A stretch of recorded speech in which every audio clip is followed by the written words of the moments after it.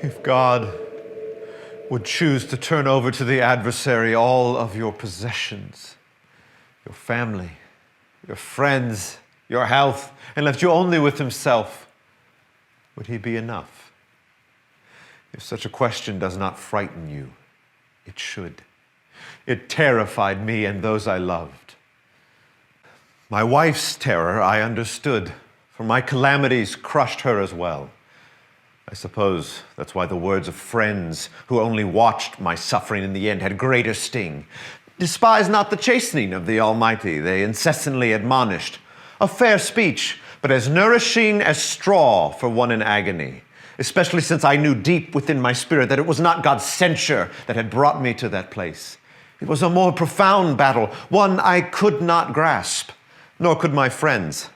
And so they battered me with truths, and when I fought against the hammering of their principles, they turned to accusations. In the end, they proved miserable comforters all. Yet I cannot blame them. We had all been taught, albeit subtly, that God's blessings signified his pleasure, the withdrawal of those blessings his retreat.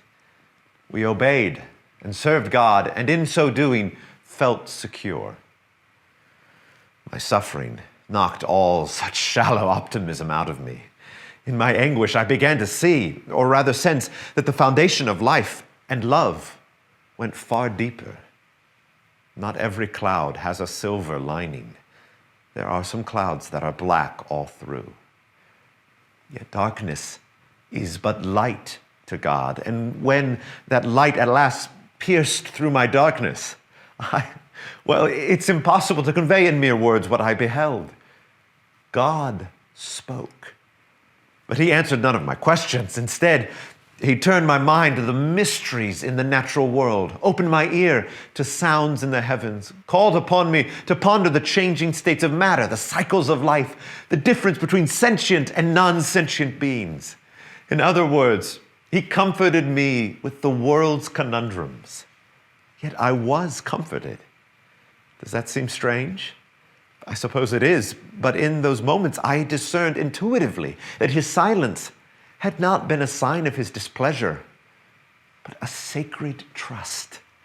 He had counted on me to believe in his integrity, to cling to the fact that he was loving, just, and honorable when everything in life seemed to contradict that truth. That trust humbled and empowered me, made me reverent with what I could not explain, and loving toward bruised and broken men. Never again would the sneer of the adversary, the betrayal of loved ones and friends, or even the shadow of death alarm me. I knew I loved him not for the gifts he could give me, but for who he was. Possessing him, I possess all. And with such wealth, I can freely nourish others and never be in want.